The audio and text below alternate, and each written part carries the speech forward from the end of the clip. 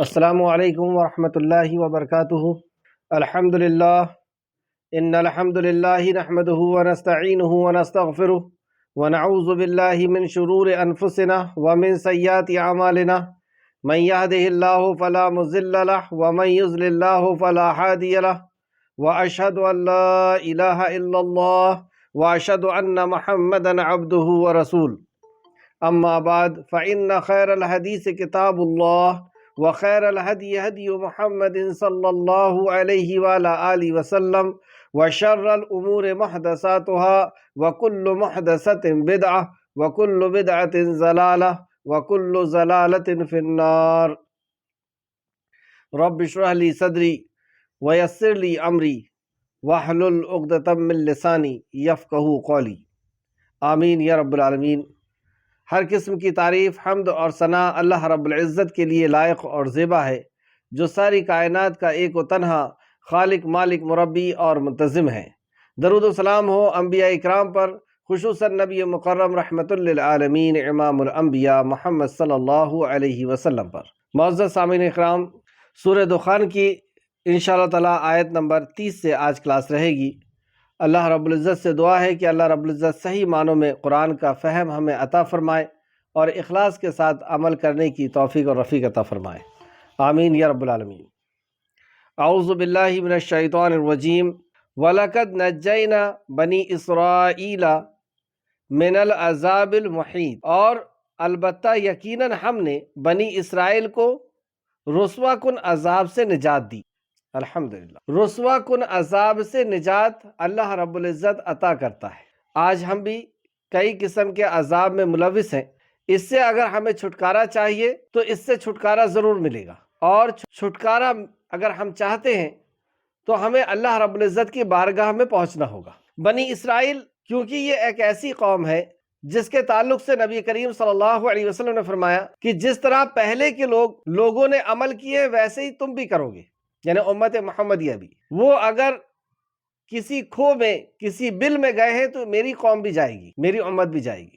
یہاں تک کہ ان کے اندر 72 فرقے ہوئے ہیں، ان کے اندر بھی 72 فرقے ہوں گے جو گمراہ ہوں گے، ان کے بھی 72 فرقے گمراہ ہوں گے، لیکن اس امت کا اعزاز یہ ہے کہ ایک فرقہ اس میں صحیح ہوگا، یعنی 73، پہلا فرقہ جس کو کہنا چاہیے، اور 72 فرقے جو اس کے بعد والے ہیں وہ سارے کے سارے گمراہ ہوں گے۔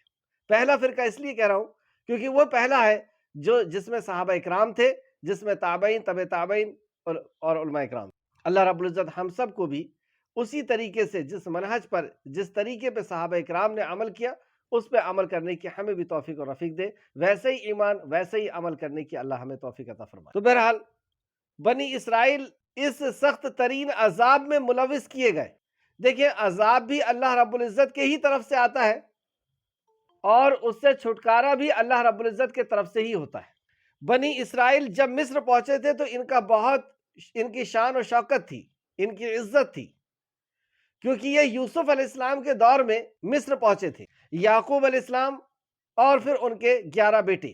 یوسف علیہ السلام اس وقت مصر کے فائنانس منسٹر، بادشاہت کے خاص تھے، عزیز مصر تھے، اور یہ جب مصر کے اندر داخل ہوئے تو مصر کا اس وقت کا جو بادشاہ فرعون تھا وہ ان کے استقبال میں مصر کی باؤنڈری پر پہنچا تھا، مصر کی سرحد پر پہنچا تھا، اور بہت استقبال کر کے ان کو مصر کے اندر داخل کیا گیا تھا، اور مصر کے راج گھرانے میں گورنمنٹ جاب ان کو دیا گیا تھا۔ ان کی بڑی عزت تھی کیونکہ یہ یوسف علیہ السلام کے بھائی تھے، اور یہ 12 بھائی، یہ 12 قبیلے وہاں پر وجود میں آئے۔ اس وقت کیونکہ ان لوگوں نے توبہ بھی کر لی تھی، جو سورہ یوسف میں ہم نے پڑھا، 11 بھائیوں نے، تو ان کی بہت عزت تھی۔ اب یوسف علیہ السلام بھی اور یعقوب علیہ السلام بھی ان کے بیچ میں سے چلے گئے، یعنی ان کا انتقال ہو گیا، تو ان لوگوں کے اندر دھیرے دھیرے کر کے ان کی جنریشن کے اندر برائیاں آنا شروع ہوئی، اور بعد میں جو دوسرا فرعون بیٹھا اس کے اندر ان کی عظمت کچھ کم ہوئی، پھر تیسرا بیٹھا اور عظمت کم ہو گئی کیونکہ اور برائیاں آ گئی۔ اب اللہ رب العزت نے ایسا ظالم فرعون ان کے اوپر مسلط کر دیا کہ جو ان کو طرح طرح سے عذاب دیا کرتا تھا، طرح طرح سے ان کو ستایا کرتا تھا۔ ان کے لڑکوں کو قتل کر دیتا، لڑکیوں کو زندہ چھوڑتا، ان کو جانور سے بھی بدترین ان کی زندگی کر دیا۔ جو جانور کام کرتے ہیں وہ کام ان سے وہ کرواتا تھا، اور اتنا ہی کھانا دیتا تھا جتنا جانور کو دیا جاتا ہے اس کی تندرستی کے لیے، اس کے طاقت کے لیے کہ وہ کام کر سکے۔ یہ حالت اور یہ پوزیشن ان کی تھی کہ ہر فیلڈ کے اندر، زندگی کے ہر شعبے کے اندر یہ تباہ اور برباد تھے۔ لیکن اس کے باوجود بھی اللہ رب العزت نے ان پر رحم کیا، اور جو وہ ظلم کر رہا تھا فرعون، اس سے اللہ رب العزت نے انہیں نجات دلائی۔ تو ایسا کون سا کام انہوں نے کیا تھا کہ انہیں نجات ملی؟ انہی بنی اسرائیل میں ایک انبیاء کو اللہ رب العزت نے منتخب کیا، موسیٰ علیہ السلام کو نبی کے لیے چن لیا، جو سورہ طٰہٰ میں ہم نے پڑھا کہ اے موسیٰ ہم نے تمہیں چن لیا ہے، یعنی بنی اسرائیل کی بھیڑ میں سے اللہ رب العزت نے موسیٰ علیہ السلام کو چنا۔ اور دوسری جگہ کہتا ہے کہ ہم نے تمہاری تربیت کی، اور ایک جگہ کہتا ہے کہ اے موسیٰ میں نے تجھے اپنی ذات کے لیے پسند کر لیا ہے۔ اور پھر موسیٰ علیہ السلام نے دعا کی اپنے بھائی کے لیے، تو ہارون علیہ السلام، یہ دو ہوئے، اور انہوں نے وہی کام جو انسان کی پیدائش کا مقصد ہے اس کام کو انجام دیا، یعنی توحید کی دعوت دی مصر کے لوگوں کو، قبطیوں کو، اور ظلم سے روکنے کا ان کو کہا گیا کہ بنی اسرائیل کے اوپر، یعنی مظلوم کے اوپر ظلم مت کرو، اور توحید کی دعوت دی۔ اللہ رب العزت نے ان کا ساتھ دیا اور انہیں اس عذاب سے ان کو نجات دی۔ اب ہم اپنے آپ کے لیے دیکھ لیں کہ اگر ہم بھی نجات چاہتے ہیں تو نجات کا راستہ کیا ہے؟ اللہ کی رحمت چاہتے ہیں تو اللہ کی رحمت کو کس طرح ہم اپنے لیے متوجہ کریں گے؟ ہم اپنے لیے اللہ رب العزت کی رحمت کو لے کر کے آئیں گے۔ اللہ رب العزت وہ صفات ہم سب کے اندر داخل فرمائے کہ جس کے ذریعے سے اللہ رب العزت کا غضب ختم ہوتا ہے اور اللہ کی رحمت کے ہم مستحق ہوتے ہیں، اللہ رب العزت کی رحمت میں ہم آتے ہیں۔ آیت نمبر 30 کے اندر اللہ نے فرمایا، اور البتہ یقیناً ہم نے بنی اسرائیل کو رسوا کن عذاب سے نجات دی، یعنی اللہ رب العزت نے انہیں نجات دی۔ جو ہم نے کل کی کلاس میں پڑھا کہ موسیٰ علیہ السلام کو اللہ نے حکم دیا کہ بنی اسرائیل کو لے کر کے راتوں رات نکل جائیں، اور اس سمندر سے اللہ رب العزت نے راستہ نکلوا دیا جہاں سے راستہ نکلنے کی کوئی گنجائش نہیں۔ لیکن اللہ رب العزت جب کسی بندے کی مدد کرنا چاہتا ہے تو اللہ رب العزت کے لیے کسی وسائل کا اللہ رب العزت محتاج نہیں ہے، کسی اسباب کا اللہ رب العزت محتاج نہیں ہے۔ ہر دور میں آپ دیکھیں کہ اپنے بندوں کو، اپنے انبیاء کو اللہ رب العزت نے کس خوبصورتی کے ساتھ بچا لیا۔ ابراہیم علیہ السلام سخت آگ میں، نبی کریم صلی اللہ علیہ وسلم، صحابہ کرام، یہاں دیکھیں آپ موسیٰ علیہ السلام، نوح علیہ السلام، کہ ایسا پانی کی پوری دنیا اس کے اندر ڈوبی ہوئی ہے، پہاڑوں کی طرح موجیں، لیکن اس کے باوجود اللہ رب العزت نے ایک ناؤ میں رکھ کر کے پورے مومنوں کو بچا دیا۔ تو اللہ رب العزت اگر چاہے تو کیسا ہی عذاب ہو، کیسی ہی مصیبت ہو، کیسی ہی پریشانی ہو، اور ہم سب ان چیزوں سے جوجھ رہے ہیں، ہم سب کہیں نہ کہیں کسی نہ کسی اپنی غلطی کی وجہ سے، اپنے گناہ کی وجہ سے ہم ملوث ہیں، یا اللہ رب العزت کی آزمائش کے ہم تحت جو ہے ہم آزمائے جا رہے ہیں۔ تو ان سب سے نکلنے کا راستہ ہے، ہمیں مایوس ہونے کی، ڈپریشن میں جانے کی ضرورت نہیں۔ اور وہ راستہ کیا ہے کہ اللہ رب العزت ہر مصیبت سے نکالنے پہ قدرت رکھتا ہے۔ ہم یہ دیکھیں کہ ہم اپنے رب کو کس طرح راضی کریں۔ اپنے عمل کی وجہ سے جس رب کو ہم نے ناراض کر دیے ہیں، اس کو کیسے راضی کیا جا سکتا ہے، اس راستے کو ہمیں دیکھنا۔ تو اللہ رب العزت نے اس آیت مبارکہ میں فرمایا کہ بنی اسرائیل کو ہم نے نجات دی، اور کیسے ظلم سے اور کیسے ماحول سے اللہ نے نجات دی۔ آیت نمبر 31، یعنی فرعون سے، بلا شبہ وہ بڑا ہی سرکش اور حد سے گزر جانے والا تھا، بہت سرکش تھا، اس کے حکم کے سامنے کسی کی کچھ نہیں چلتی تھی۔ بادشاہ تھا، کہہ دیا لڑکوں کو قتل کرو تو کر رہے ہیں، سالوں قتل کا سلسلہ چل رہا ہے، معصوم بچوں کو قتل کیا جا رہا ہے، کوئی پرسان حال نہیں، کوئی بولنے والا نہیں، کوئی آواز اٹھانے والا نہیں۔ اور حد، انسان کی حد کیا ہے کہ وہ اللہ رب العزت کے حکم کے حساب سے جیے، اپنے رب کو رب مان کر کے جیے۔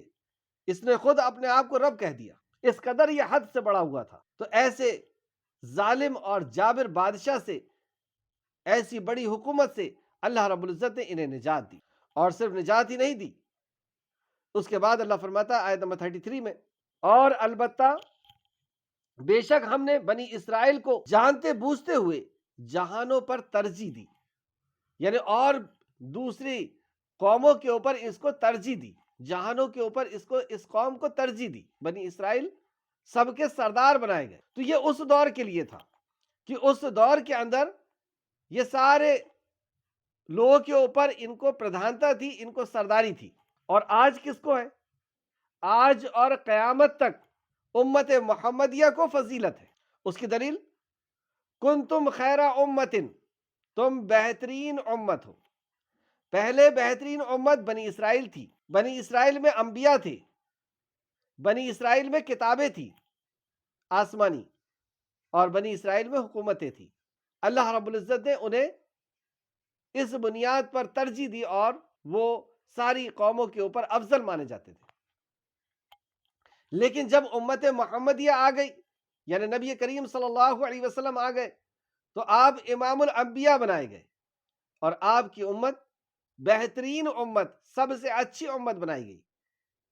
کیوں بہترین امت بنائی گئی؟ کیا خاصیت ہے، کیا خوبی ہے اس کے اندر؟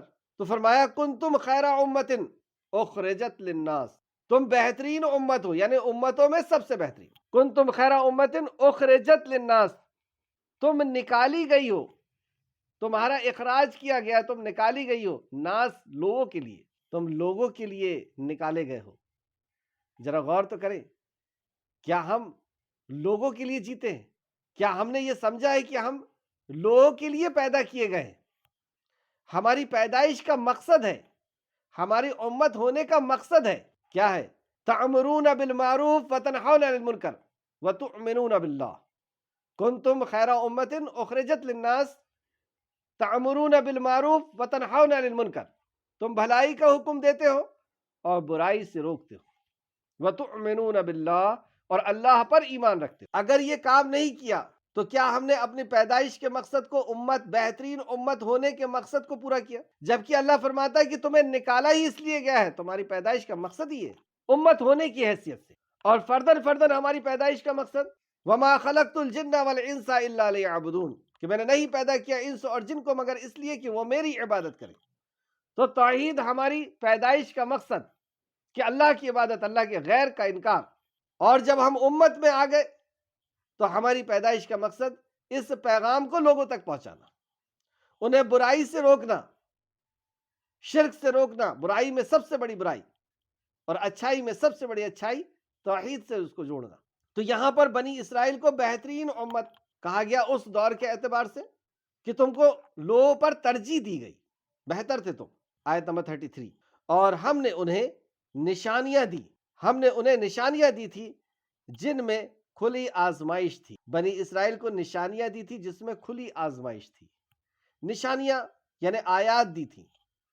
آیات سے مراد معجزے بھی ہیں اور احسانات بھی ہیں۔ تو اللہ رب العزت نے انہیں جو آیات دی تھی، یعنی ید بیضا اور عصا، سمندر کا پھٹ جانا، ایسے بڑے بڑے معجزات اللہ رب العزت نے، اور ان کے اوپر احسانات بھی کیے تھے کہ انہوں من اور سلوہ انہیں دیا گیا تھا، پانی کے چشمے ان کو دیے گئے تھے، بادل کا سایہ ان کے اوپر کیا گیا تھا، اور ان سب کے اوپر جو ان کے اوپر احسانات کیے گئے تھے وہ یہ تھا کہ انہیں انبیاء دیے گئے، انہیں توریت دی گئی، اور اس کی بنیاد پہ پھر بادشاہت بھی دی گئی بعض انبیاء کو۔ یہ سب کچھ ہونے کے باوجود کیوں ان کا مقام و مرتبہ ختم ہو گیا؟ بنی اسرائیل کا یہ جو مقام تھا وہ ختم کیوں ہوا اللہ رب العزت کے نزدیک؟ کیونکہ انہوں نے اپنی تعلیمات کو بھول گئے، اللہ کے کلام، نبی کے فرمان کو بھول گئے، اور آخر میں جب آخری نبی آئے تو نبی کو پہچان لینے کے بعد انکار کر دیا۔ آیت نمبر 34، اور ہمارا بھی مقام و مرتبہ اس وقت ختم ہو جائے گا جب ہم اپنی پیدائش کو بھول جائیں گے۔ آیت نمبر 34، ان ہؤلاء لیقولون، بلا شبہ یہ لوگ تو بڑی ہی عزم سے کہتے ہیں، یعنی مشرکین مکہ بڑے یقین سے کہتے ہیں۔ مشرکین مکہ کا کیا عقیدہ ہے، اس عقیدے کو یہاں پر بیان کیا جا رہا ہے، جو عقیدہ اللہ رب العزت کے غضب کو بلانے کے لیے کافی ہے۔ ان کا عقیدہ یہ تھا جو آیت نمبر 35 میں بتایا گیا، ہمیں مرنا تو بس پہلی بار ہے اور ہمیں دوبارہ تو نہیں اٹھایا جائے گا۔ اپنے دل پر ہاتھ رکھ کر کے ہم بھی اس بات کو سوچیں کہ ہمارا عقیدہ کیا ہے۔ کیا ہمیں مرنے کے بعد اٹھایا جائے گا؟ ہمیں ہمارے حساب کو دینے کے لیے اللہ رب العزت کی بارگاہ میں کھڑا کیا جائے گا؟ ان کے عقیدے کو اللہ رب العزت نے بیان کیا کہ ان کا عقیدہ یہ تھا کہ مرنا تو بس ایک بار ہے جیسے، اور یہ اس کو سمجھانے کے لیے کئی طریقے سے بات رکھا کرتے تھے کہ اس دنیا میں آنے کے پہلے کیا تھے، اس دنیا میں آنے کے پہلے کیا تھے، کچھ یاد ہے؟ کچھ یاد نہیں. تو اسی طریقے سے جب ہم مر جائیں گے تو کچھ یاد نہیں رہے گا. پہلے کچھ نہیں تھے، بعد میں بھی کچھ نہیں رہیں گے. تو مرنے کے بعد کچھ نہیں ہے، کوئی زندگی نہیں ہے. اور لوگوں کو گمراہ کرنے کے لیے، خود اپنے آپ کو گمراہ کرنے کے لیے ہڈیوں کو نبی کریم صلی اللہ علیہ وسلم کے پاس لاتے تھے اور اس کو پیس کر کے اڑاتے تھے اور کہتے تھے کہ اب اسے کون زندہ کر سکتا ہے؟ جب ہم مر کر کے سڑ گل جائیں گے، ختم ہو جائیں گے، تو کون زندہ کر سکتا ہے؟ اس طرح کی دلیلیں یہ لوگ دیا کرتے. اور آیت نمبر 36 کے اندر بتایا گیا پھر اگر تم، یعنی یہ انبیاء کو اور مومنوں کو کہتے ہیں کہ اگر تم سچے ہو تو ہمارے باپ داداؤں کو لے آؤ. یعنی مرنے کے بعد زندگی ہے، مرنے کے بعد زندہ کیا جا سکتا ہے، تو تم ہمارے باپ دادا کو زندہ کر کے لے آؤ تو ہم مان جائیں گے. یہ ان کی شرکسی. اور اس کا جواب اللہ رب العزت نے آگے کی آیتوں میں اندر بیان فرمایا اور کئی زاویے سے بیان فرمایا. قرآن کے اندر آپ دیکھیں گے کہ مرنے کے بعد کی زندگی کے یقین کے لیے، اور یہ ہمارا عقیدہ ہے، عقائد کے اندر سے ہے کہ مرنے کے بعد زندگی ہے. اور جس کا یہ عقیدہ ہے کہ مرنے کے بعد زندگی نہیں ہے تو اس کا یہ عقیدہ کفر کا عقیدہ ہے. یہ انکار کرنا ہے اللہ رب العزت کا، اور یہ اللہ رب العزت کے غضب کو دعوت دینا ہے. جیسے ایک حدیث قدسی جس میں نبی کریم صلی اللہ علیہ وسلم نے فرمایا کہ اللہ فرماتا ہے کہ بندہ مجھے جھوٹا کہتا ہے. اللہ اکبر. اور بندے کا جھوٹا کہنا یہ ہے کہ میں اسے مرنے کے بعد زندہ نہیں کروں گا، جبکہ اس کو لائق نہیں کہ وہ ایسا کہے. تو جس اللہ نے، جس رب نے ہمیں پہلی بار بغیر ماڈل، بغیر سیمپل کے پیدا کیا، کیا وہ دوبارہ پیدا کرنے پہ قادر نہیں؟ اللہ نے اس بات کو کئی انداز میں، کئی طریقے سے سمجھایا، کئی زاویے سے سمجھایا. یہاں پر اللہ رب العزت فرماتا ہے آیت نمبر 37، کیا یہ لوگ بہتر ہیں یا قوم تبع، اور وہ لوگ جو ان سے پہلے ہوئے ہیں، ہم نے انہیں ہلاک کر دیا، تباہ برباد کر دیا، بلا شبہ وہ مجرم تھے. تو یہاں پہ قوم تبع کا ذکر کیا گیا. قوم تبع یہ مکہ کے اندر ایک معزز، ایک آئیڈیل قوم کہلاتی تھی. ان کا بہت اثر و رسوخ تھا. تو اللہ رب العزت نے اسی قوم کو ٹارگٹ کیا کہ قوم تبع کو تم نے نہیں دیکھا کہ انہیں کس طریقے سے تہو بالا کر دیا گیا، کس طریقے سے ان کو تباہ برباد کر دیا گیا، جبکہ بہت بڑی سلطنت تھی. تو قوم تبع کا ذکر قرآن کے اندر دو جگہ آیا ہے. ایک سورہ قاف آیت نمبر 12 اور 12 سے 14 کے بیچ میں، اور بھی انبیاء اور بھی قوموں کا ذکر آیا ہے وہاں پر سورہ قاف میں، اور ایک یہاں پر. تبع یمن کے بادشاہ کا لقب تھا. جس طرح کسرا ایران کے بادشاہ کا لقب ہے، کیسر روم کے بادشاہ کا لقب ہے، فرعون مصر کے بادشاہ کا لقب ہے، نجاسی حبشہ کے بادشاہ کا لقب ہے. اسی طریقے سے تبع یمن کی بادشاہ کا لقب تھا. یہ قبیلہ ہمیر سے تھا. ملکہ سبا بھی یہیں سے ہے. یہ 115 قبل مسیح میں شبا کے ملک پر غلبہ حاصل کیا. انہوں نے سبا کے ملک پر 115 قبل مسیح انہوں نے غلبہ حاصل کیا، اور 300 عیسوی تک یہ لوگ حکمران رہے. بہت سی فتوحات انہوں نے حاصل کی، بڑی بڑی جنگیں انہوں نے لڑی، اور یہاں تک کہ ان کی سلطنت پہنچ گئی یمن سے سمرقند تک، یعنی رشیا تک ان کی حکومت پہنچ گئی. لیکن جب ان کی شرکسی حد سے بڑھ گئی تو ایک وقت آئے کہ اللہ رب العزت نے انہیں نیست و نابود کر دیا، یعنی تبع کی قوم کو.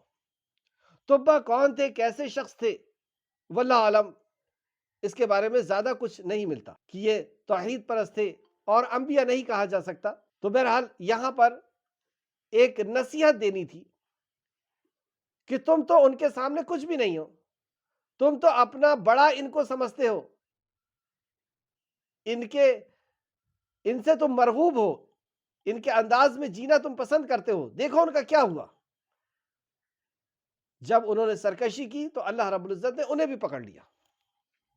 تو گویا کہ تم یہ سرکشی کر رہے ہو، تم یہ جو کہہ رہے ہو انبیاء کو جھوٹا اور اللہ رب العزت کو کہ وہ نہیں پیدا کر سکتا دوبارہ، یہ تمہاری سرکشی ہے۔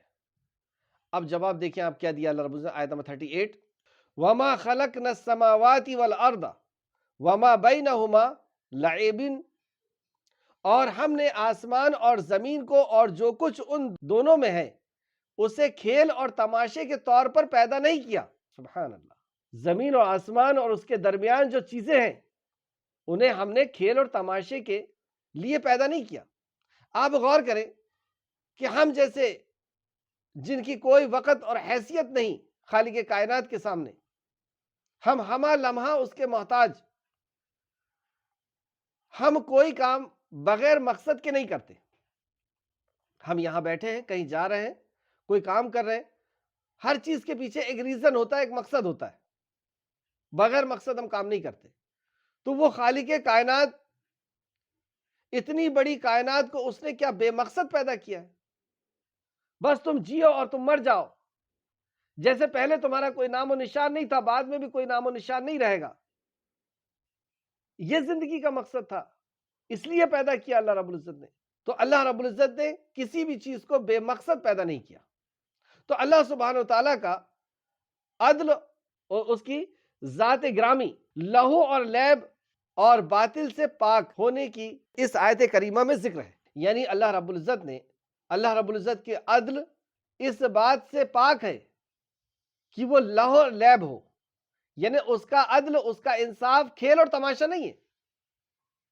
تم نے جو دنیا کے اندر کیے ہو اور اس کا اگر حساب نہ دیا جائے تو گویا کہ اس کا عدل کھیل اور تماشا ہو جائے گا، کہ کسی نے ایک مرڈر کر کے گیا، کسی نے 10 مرڈر کیا، کسی نے کسی کو نقصان پہنچایا، کسی نے کسی کو تکلیف پہنچائی، کسی نے کسی کو لوٹ لیا، کسی نے کسی کو مار دیا، اور ظالم جو ہے مظلوم کے اوپر ظلم کرتا ہوا اس دنیا میں جیا اور پھر اس کے بعد وہ مر گیا۔ اگر انصاف مظلوم کو نہیں مل رہا ہے تو گویا کہ اللہ رب العزت کا قانون جو ہے وہ کھیل اور تماشا ہے، اور یہ عیب ہے اللہ رب العزت کی ذات پر۔ تو اللہ رب العزت اس عیب سے پاک ہے اور باطل سے، جھوٹ سے پاک ہے، اس کی ذات گرامی۔ اس تعلق سے سورہ صاد میں بھی اللہ نے فرمایا، سورہ صاد آیت نمبر 27، اور ہم نے آسمان اور زمین کو اور جو کچھ ان کے اس میں ہے اس کو بے فائدہ پیدا نہیں کیا، بے مقصد پیدا نہیں کیا، خالی مصلحت پیدا نہیں کیا۔ یہ ان کا گمان ہے جو کافر ہیں، سو کافروں کے لیے دوزخ کا عذاب ہے۔ تو ایسے عقیدے کو اللہ رب العزت نے کفر کا عقیدہ کہا، اور ایسے عقیدے رکھنے والے کو کہ دنیا بس یوں ہی پیدا کی گئی ہے اور پھر ختم کر دی جائے گی، جو ظلم کر رہا ہے وہ ظلم کرتا رہے اور جو ظلم سہ رہا ہے وہ سہتا رہے، کوئی ان کے بیچ میں انصاف کرنے والا نہیں، یعنی اللہ رب العزت انصاف نہیں کرے گا، یہ کھیل اور تماشا ہے۔ یہ کسی کے اوپر ظلم کر دینا، کسی کو لوٹ لینا، کسی کو مار دینا، یہ سب کھیل اور تماشا ہے۔ تو ایسا سوچنے والا اللہ رب العزت نے فرمایا کہ وہ انکار کرنے والا ہے، کفر کرنے والا ہے، اور اس کا ٹھکانہ جہنم ہے، اس کے لیے عذاب ہے۔ دوسری آیت میں فرمایا سورہ مومنون آیت نمبر 115 116، تو کیا تم یہ خیال کرتے ہو کہ ہم نے تم کو بے فائدہ پیدا کیا ہے اور یہ کہ تم ہمارے طرف لوٹ کر نہیں آؤ گے؟ یہاں پر پہلے دیکھیں آیت نمبر 38، اور ہم نے آسمانوں اور زمین کو اور جو کچھ ان کے درمیان ہے اسے کھیل تماشے کے طور پر پیدا نہیں کیا، ہم نے یہ دونوں تو حق، یعنی آسمان اور زمین حق کے ساتھ، حق یعنی ایک مقصد کے ساتھ پیدا کیا ہے، مطلب اس کو پیدا کرنے کا ایک مقصد ہے، اور وہ مقصد کیا ہے، کیوں پیدا کیا، اور لیکن ان میں سے اکثر نہیں جانتے، اکثر اس بات کا علم نہیں رکھتے۔ آیت نمبر 40 میں اللہ رب العزت نے فرمایا بلا شبہ فیصلے کا دن ان سب کے لیے طے شدہ ہے، فیصلہ کیا جائے گا ان کے بیچ میں۔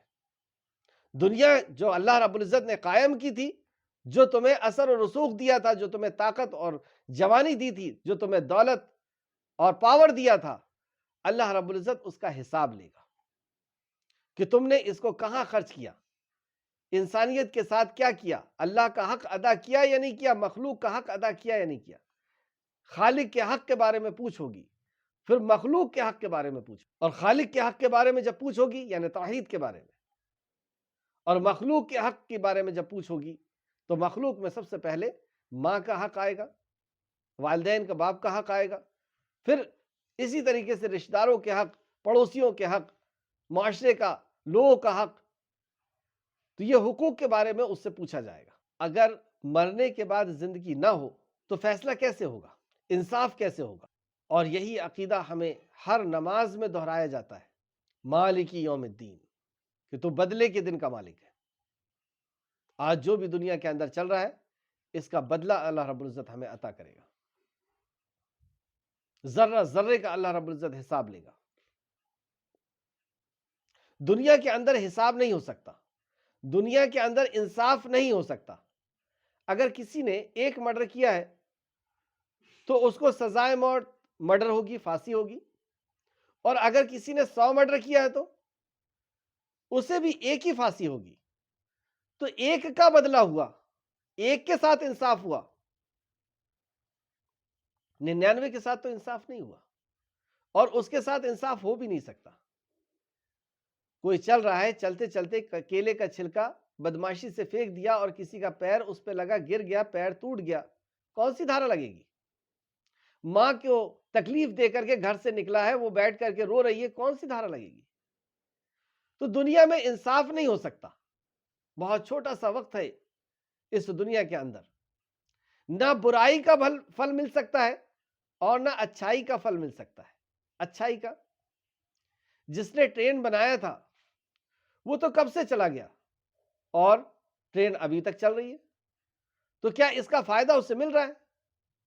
کسی نے اناتھ آشرم کھولا اور لوگ اس کے اندر ایڈمیشن ہوئے اور اس کو اٹیک آیا، وہ مر گیا۔ اناتھ لوگ اناتھ آشرم میں پل رہے ہیں، اسے کیا ملا؟ تو نہ اچھائی کا پھل اس دنیا میں مل سکتا ہے، نہ برائی کا مل سکتا ہے۔ اور اللہ رب العزت انصاف کرنے والا ہے،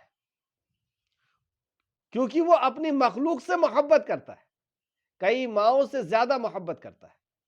اور ہم خود اپنی زندگی کو اگر کا محاسبہ کریں تو ہمیں پتہ چلے گا کہ واقعی ہمارا رب ہم سے کتنی محبت کرتا ہے، کس قدر نافرمانی صبح سے شام تک ہم کرتے ہیں، لیکن وہ ہماری دھڑکن کو، ہماری سانس کو، ہمارے کھانے اور پینے کو، ہر چیز کے وقت کے ساتھ ہمیں مہیا کر رہا ہے، ہمارا انتظام کر رہا ہے۔ ہم سے بغیر پوچھے، ہم بغیر جانے اللہ رب العزت نے، ہم جانتے بھی نہیں تھے تو ہم کیا بتاتے کہ ہمیں کس چیز کی ضرورت ہوگی؟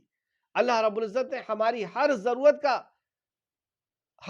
کو اللہ رب العزت نے پوری کیا۔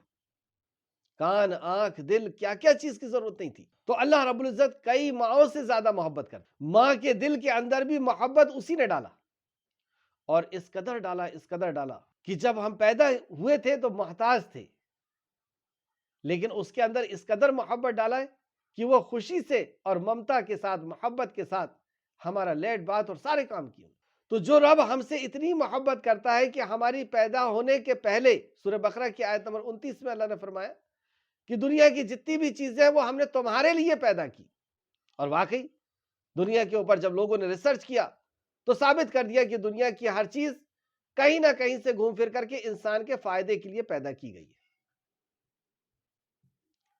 تو جو رب ہم سے اتنی محبت کرتا ہے اور کسی نے ہمارے ساتھ ظلم کیا ہے تو کیا اللہ رب العزت ہمیں انصاف نہیں دلائے گا؟ ہر انسان کو انصاف دلائے گا، وہ مسلمان ہو، غیر مسلمان ہو، ہر کسی کے ساتھ انصاف ہوگا۔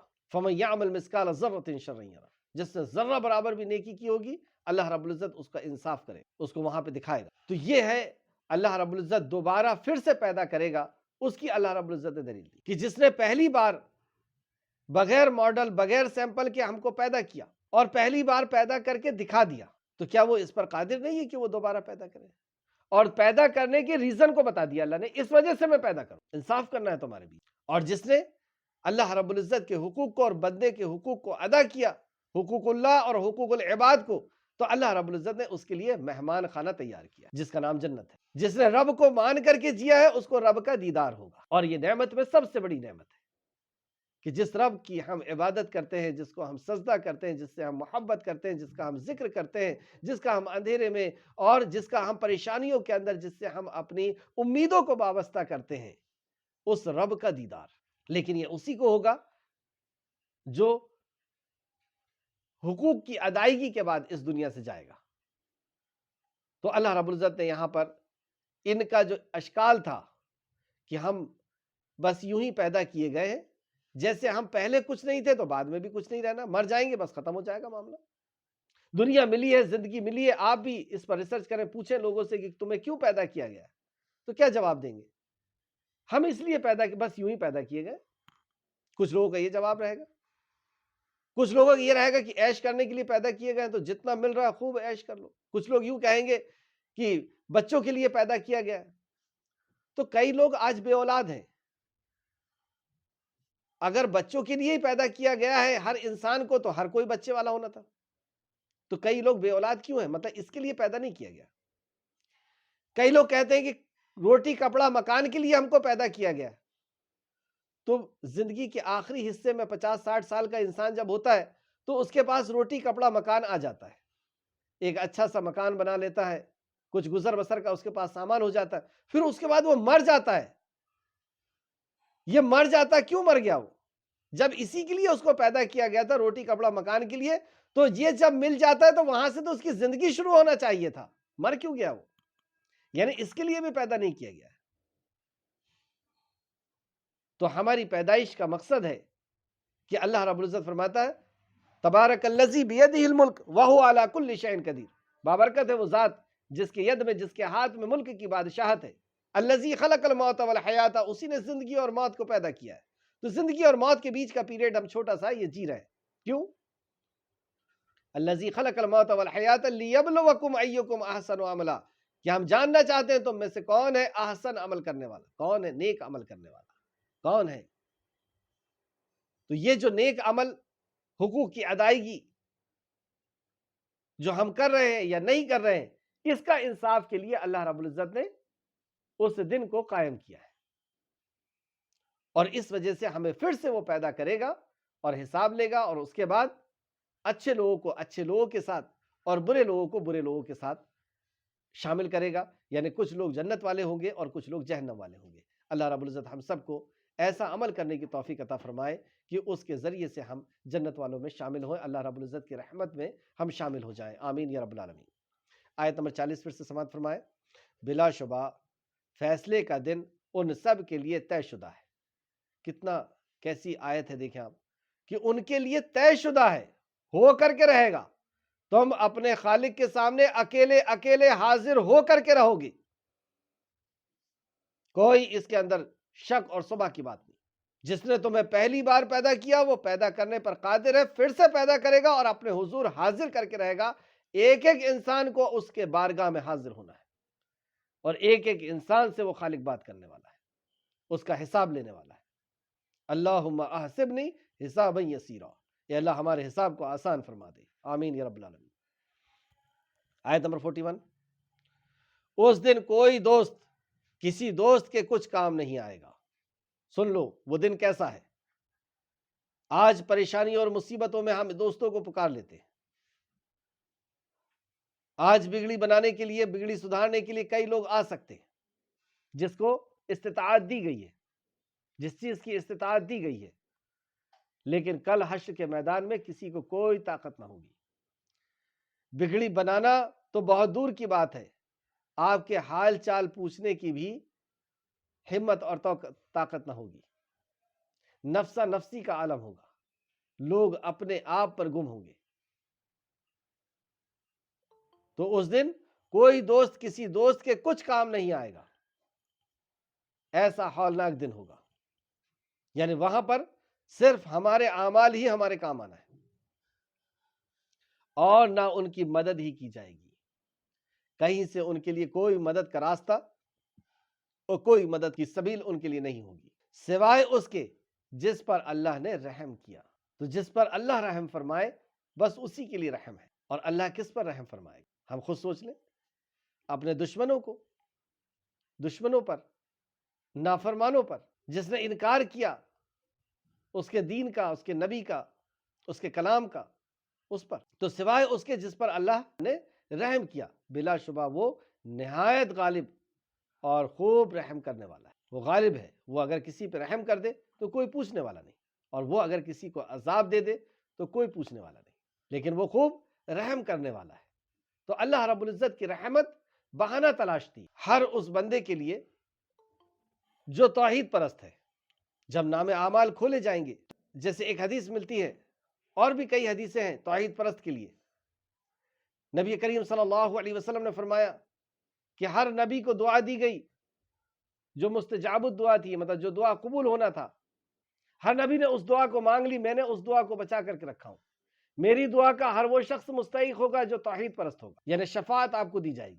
اسی طریقے سے اللہ رب العزت ایک بندے کو بلائے گا اور اس کے 99 رجسٹر کھولے جائیں گے، 99 دفاتر کھولے جائیں گے، اور حد نظر تک اس کے رجسٹر گناہوں سے بھرے ہوئے ہوں گے۔ وہ اپنے گناہوں کو دیکھے گا، کانپ رہا ہوگا کہ اس میں تو کوئی چھوٹا اور کوئی بڑا گناہ بچا نہیں ہے۔ اللہ رب العزت کہے گا کہ اس کی نیکیوں کو لے کے آؤ۔ نیکی کا صرف ایک نیکی کا ایک چھوٹا سا چٹکا اس کے پاس آ رہا ہے۔ وہ کہے گا اللہ یہ ایک نیکی کیا ہے؟ اس کو میزان کی طرف لے جایا جائے گا۔ نبی کریم صلی اللہ علیہ وسلم نے فرمایا اس پرچے میں کون سی نیکی تھی؟ اس پرچے میں سب سے عظیم نیکی تھی، سب سے بڑی نیکی تھی، اور وہ تھی توحید۔ تو نبی کریم صلی اللہ علیہ وسلم نے فرمایا کہ لا الہ الا اللہ، اللہ کے علاوہ کوئی عبادت کے لائق نہیں، توحید سے بڑی، توحید سے بھاری، توحید سے وزنی کوئی چیز نہیں۔ اور اس کا نام اعمال کا جو پڑھنا تھا وہ بھاری ہو گیا۔ تو اللہ رب العزت توحید پرست کے اوپر رحم کرنے کے لیے اس کی رحمت جو ہے بہانہ تلاشتی۔ جنت میں جانے کے دو سبیل ہے، دو راستے ہیں۔ ایک ناقص داخلے کی دو سبیل ہے، جنت میں داخلے کی دو سبیل ہے، ایک ناقص داخلہ اور ایک کامل داخلہ۔ جنت میں کامل داخلہ دو لوگوں کا ہوگا، دو قسم کے لوگوں کا ہوگا۔ ایک وہ جس کے تعلق سے نبی کریم صلی اللہ علیہ وسلم نے فرمایا کہ 70,000 لوگ بغیر حساب کتاب کے جنت کے اندر داخل ہو جائیں گے۔ 70,000 لوگ بغیر حساب کتاب کے جنت میں داخل ہو جائیں گے۔ یہ کامل داخلے کی پہلی شکل۔ صحابہ نے پوچھا یا نبی کریم صلی اللہ علیہ وسلم نے بتایا کہ ان کی کیا کوالٹی ہوگی؟ تو آپ نے وہ 4 کوالٹی بتائی، یعنی ان کے اندر توحید جو ہے اس کا معیار سب سے اونچا ہوگا، یوں سمجھ لیجیے آپ۔ تو یہ 70,000 لوگ بغیر حساب کتاب کے جنت کے اندر داخل ہونے۔ پھر کچھ لوگوں کو نبی کریم صلی اللہ علیہ وسلم نے اور بڑھایا بھی ہے کہ 100 کے نیچے پھر 70,000 ہے، لیکن یہ تعداد بہت کم ہے۔ یہ کامل داخلہ، سیدھا داخلہ۔ دوسرے وہ لوگ ہوں گے جن کی توحید کے اندر ذرا سی بھی خلل نہیں ہوگی، سوئی میں ناکے کی جیسی بھی، مطلب ایک شرک نہیں کیا انہوں نے، توحید ان کے اندر بھری ہوئی ہوگی، اور ان سے بڑے بڑے گناہ ہو گئے۔ تو اللہ رب العزت چاہے گا تو ان بڑے گناہوں کو بخش دے گا، جیسے ہم نے 99 رجسٹر والی حدیث پڑھی۔ تو اللہ رب العزت چاہے گا تو ان کے گناہوں کو بخش دے گا اور ان کو جنت میں داخل کر دے گا۔ یہ بھی کامل داخلہ ہے۔ تیسری اور آخری راستہ جنت کے اندر داخل ہونے کا، اور وہ یہ ہے کہ ایک شخص توحید پرست ہے، توحید کے اندر ذرا سی بھی خلل نہیں، اور دنیا کے دوسرے انہوں نے بڑے بڑے گناہ کیے ہیں، تو اللہ چاہے گا تو گناہ کو معاف کر دے گا، چاہے گا تو اس گناہ کی بنیاد پر اسے جہنم رسید کر دے گا، اس کو جہنم کے اندر داخل کر دے گا، اور وہ جہنم میں پڑا رہے گا جب تک اللہ رب العزت چاہے گا۔ لیکن اس توحید کی بنیاد پر، اس ایک رب کو ماننے کی بنیاد پر، اس ایک رب کی وحدانیت کو قبول کرنے کی بنیاد پر اللہ رب العزت کبھی نہ کبھی اس کو جہنم سے نکال کر کے جنت کے اندر داخل کر دے گا۔ یہ ناقص داخلہ ہے، یعنی جہنم میں جانے کے بعد پھر اس کا جنت میں داخلہ ہوا۔ اس کو آب حیات میں ڈالا جائے گا، یہ کوئلے کی طرح نکلے گا جہنم سے، آب حیات میں اس کو ڈالا جائے گا، وہاں سے یہ پھر سے اس کا جسم اگے گا اور پھر یہ جنت میں داخل کیا جائے گا۔ اس کے علاوہ کوئی راستہ نہیں۔ اب ایک چوتھی کنڈیشن آپ سمجھیں کہ ایک شخص ہے جس کے کوئی گناہ نہیں، نماز، روزہ، حج، زکوٰۃ، اور ساری زندگی اس نے جو ہے عبادت میں گزار دی، اور لوگوں کو اسلام کے اندر داخل کیا، ہزاروں لوگوں کو، ساری نیکیاں، پوری کمائی جو ہے اللہ کے راستے میں لٹا دی، لیکن ایک شرک لے کر کے گیا ہے۔ کتنا شرک؟ ایک شرک۔ تو یہ کہاں جائے گا؟ یہ جہنم میں جائے گا۔ اور کب تک کے لیے جائے گا؟ ہمیشہ کے لیے جہنم میں جائے گا۔ یہ بھی ہو سکتا ہے کہ اس کو شرک کا علم نہ ہو، شرک کا اس نے علم حاصل نہیں کیا، جبکہ اللہ کا آرڈر ہے سورہ محمد آیت نمبر 19، فَعَلَمْ أَنَّهُ لَا إِلَهَ إِلَّا اللَّهِ، بس تم علم حاصل کرو لا الہ الا اللہ کہ اللہ کے علاوہ کوئی عبادت کے لائق نہیں۔ یہاں پہ اللہ نے توحید سے پہلے علم کا ذکر کیا کہ علم حاصل کرو، کس چیز کا؟ کہ اللہ کے علاوہ کوئی عبادت کے لائق نہیں، یہ آرڈر ہے اللہ کا، حکم ہے اللہ کا۔ تو اس کی توحید کے اندر خلل ہو گئی، ایک شرک لے کر کے گیا اور ساری نیکیاں اللہ رب العزت نے، اور کلاس میں بارہا آپ نے سن چکا ہے کہ اللہ رب العزت نے انبیاء کو خطاب کر دیا کہ تم نے بھی اگر شرک کیا تو تمہاری نیکیاں ختم ہو جائیں گی۔ تو یہ ہمیشہ کے لیے جہنم رسید کر دیا جائے گا۔ تو عقل مندی کیا ہے؟ کس مسائل کو جاننا، کس چیز کو سیکھنا، توحید کا جاننا، شرک کا جاننا۔ اس چیز میں اگر ہم مضبوط ہو گئے تو انشاءاللہ تعالی ہمارا بگڑی جو ہے وہ بن جائے گی۔ اللہ رب العزت سے دعا ہے کہ اللہ رب العزت ہمیں آخرت کی تیاری کرنے، مرنے کے بعد کی زندگی کا یقین ہمیں یقین جو ہے ہمارا مضبوط کر دے خالق اور مالک، اور آخرت کا یقین مضبوط کر دے اور آخرت کی تیاری کے لیے ہمیں تیار کر دے، آمین یا رب العالمین۔ آج کی کلاس کا خلاصہ، رکوع نمبر 15، مقصد زندگی آیت نمبر 2 کے اندر جو بتایا گیا تھا، فیصلے کے دن کا ہونے کے لیے زندگی گزارنا، فیصلے کے دن کامیاب ہونے کے لیے زندگی گزارنا، کہ صبح سے شام تک اس فکر میں ہے کہ فیصلے کے دن کیسے کامیاب ہو جائے۔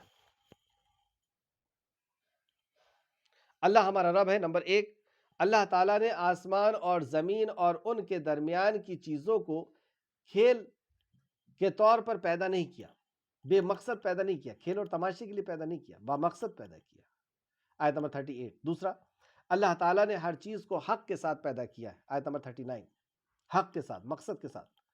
تیسرا، اللہ تعالیٰ زبردست رحم کرنے والا ہے، ابھی بھی ہم توبہ کریں ہمارے سارے گناہوں کو اللہ رب العزت بخشنے کے لیے تیار، آیت نمبر 42 کی روشنی میں۔ رسول اللہ صلی اللہ علیہ وسلم ہمارے رہنما ہے۔ نمبر 1، رسول اللہ صلی اللہ علیہ وسلم نے حد سے گزرنے کی حقیقت کو سمجھائی کہ حد سے گزرنا کیا ہے، آیت نمبر 31 کی روشنی میں۔ کامیاب لوگوں کے رویے، فیصلے کے دن کے بارے میں جاننا کہ فیصلے کا دن کیسا ہے، کیسا آنے والا ہے، اور یہی اگر کسی کو یقین ہو جائے کہ مرنے کے بعد زندگی ہے تو اس کی زندگی کا انداز ہی بدل جائے گا، وہ ہماری طرح نہیں جیے گا، اس کا اٹھنا بیٹھنا سوچنا بولنا چلنا ہر چیز گواہی دے گا کہ اسے یقین ہے کہ مرنے کے بعد زندگی ہے۔ 50,000 سال تو صرف اسے حساب دینا ہے، اور پھر ہمیشہ کی زندگی میں اس کو داخل ہونا ہے۔ جس کو اس بات کا یقین ہو جائے تو وہ اس دنیا کو میں اس کا جینے کا انداز بدل جائے گا۔ اللہ رب العزت ہم سب کو یہ مضبوط یقین پیدا کر دے کہ ہمیں مرنا ہے اور تیرے حضور حاضر ہونا ہے، آیت نمبر 40 کی روشنی میں۔ ناکام لوگوں کے رویے، حد سے گزرنا۔ دوسرا، موت کے بعد کی زندگی پر یقین نہ رکھنا، یہ ناکام لوگوں کے رویے، آیت نمبر 35۔ منزل کہاں ہے ہماری؟ کیا میں نے حد سے نہ گزرنے کا ارادہ کر لیا ہے کہ میرا حد یہ ہے کہ میں بندہ ہوں اور اللہ کا بندہ بن کر کے جیوں۔ دوسرا، کیا میں نے فیصلے کے دن کے بارے میں جاننے کا ارادہ کر لیا ہے کہ فیصلے کا دن ہے، اور اس کے بارے میں جاننے کا کیا میں نے ارادہ کر لیا ہوں۔ آخر میں اللہ رب العزت سے دعا ہے کہ اللہ رب العزت جو کچھ بھی ہم نے پڑھا سمجھا اس پہ ہمیں مزید غور و فکر کرنے کی توفیق و رفیق عطا فرما۔ جب تک ہمیں زندہ رکھ اے اللہ، مسلم بنا کر کے ہمیں زندہ رکھ، ایمان کے ساتھ ہمیں زندہ رکھ، ہمارا خاتمہ بالخیر فرما دے، اور نیکوکاروں کے ساتھ ہمارا شمار فرما دے، آمین یا رب العالمین۔ السلام علیکم ورحمۃ اللہ وبرکاتہ۔